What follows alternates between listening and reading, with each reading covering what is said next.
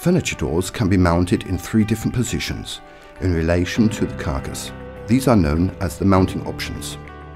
Overlay doors are positioned in front of the carcass. This is the most common option in furniture making. Doors can also be mounted to partial panels inside the carcass. This mounting option is called half overlay.